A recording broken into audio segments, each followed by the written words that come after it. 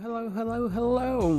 My name's Glossy Pigeon. Welcome back to my Minecraft Bedrock commands tutorial series. In this episode, we're going to be going over the input permission command. With the input permission command, we can restrict and enable players with their specific inputs. This will allow us to control what they can and can't do, such as directions they can move, whether they can use a camera, mount or dismount, jump, and crouch. We'll also be able to query whether players are able to do this. Well, there's no time like the present, so let's get started. Firstly, I'm going to show you how to use the set variation of the input permission command. Because this can enable and disable inputs, I thought it's super important to show you this with a visual overlay of my keyboard and mouse inputs. To start our input permission command, we start with /input permission space set space and then our target selector. If you want to know more about target selection, you can find that in another episode. We then put space and then our input that we want to restrict or enable. In a moment, I'll cover the different input types that we can restrict or enable. And then finally, we put disabled or enabled. If we want to turn it off, we put disabled, and if we're turning it back on again, we put enabled. This now means when I press this button, you can see I can no longer actually move. I can't jump, I can't crouch, I can still use the camera to look around, I can also still interact with the button. Obviously, because this is set to disabled, it still leaves me restricted. If I want to turn my movement back on though, all I have to do is change that disabled modifier to enabled, so that now when I press the button, we can see that my movement comes back.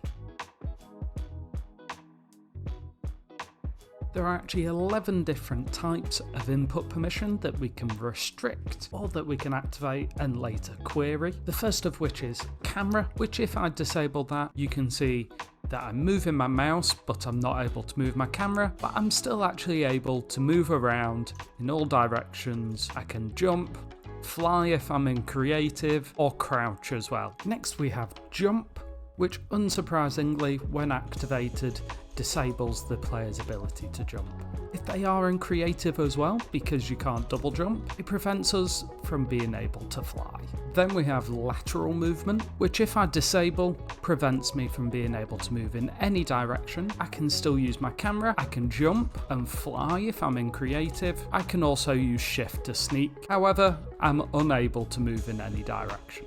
We can also isolate each of the lateral movements individually. I won't show you all of them, but I'll give you an example of just one. For example here, with move_forward, we can actually disable that, which when disabled means no matter how much I try to move forward, I no longer can, but I can still move side to side and backwards. Naturally, if I turn around, I can actually move backward to where I want to be. What I think is interesting to note with these is each of these input permissions are individual commands, and whilst you can add multiple ones, they don't interact with each other. For example, if I disable my forward movement, but I try to enable all lateral movement, I still can't move forward. The only way to return my forward movement is with input permission set, then targeting myself, or in this instant all players, move forward enabled, which then gives me the ability to move forward again. As we can isolate all 4 different lateral movements, of course our first one that I've already shown you is move forward.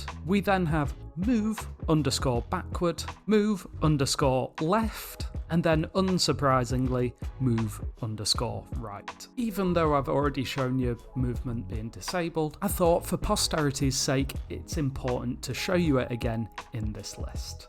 As you saw before, if I disable movement, I have the complete inability to use any of the movement inputs. I can still use my camera, however. Once again as well, if I do enable forward movement, this still doesn't give me the ability to move forward because we have actually disabled all movement types. And we can of course easily turn that on by doing input permission, set our target selector, movement, and then enabled, which looks a little bit like this. Finally, in our primary movements, because there are 2 more in a moment, we have input permission, set our target selector, sneak, and then disabled, which unsurprisingly still gives me the ability to use all movement types including jump and fly if I'm in creative, but I can no longer sneak. The final two are a little bit different to the others in that they don't actually restrict our movement, but they restrict our ability to do something. By doing input permission set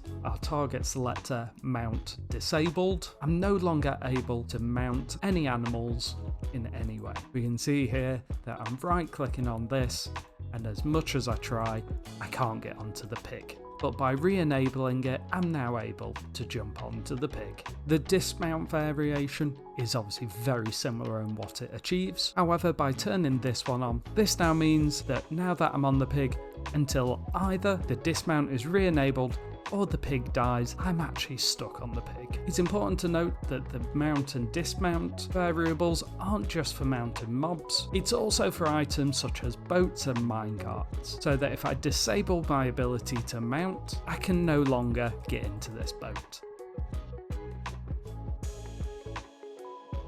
Query variable is like any of the other test for commands. This gives an output of true or false and can be used with command blocks to get a redstone output. I've turned off my input overlay because I don't feel we need that anymore. Our query variation starts just the same with /input permission, but instead it goes space query, then our target selector, then our input permission that we're querying. In this situation, I'm using mount, and then whether we're testing to see if it's enabled or disabled. Because my input permission for mounting is currently set to enabled, we get a redstone output and it powers this lamp. However, if I disable my ability to mount, this redstone lamp now turns off, but as soon as I turn it back on again, we can see Big is powered again.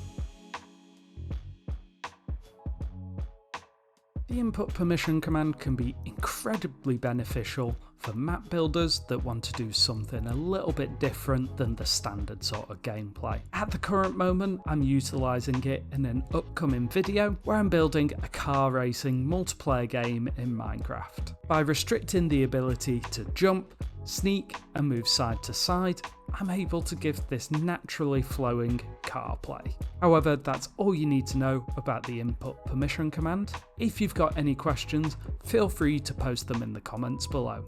But until next time, take care and may your picks never break. Whoop!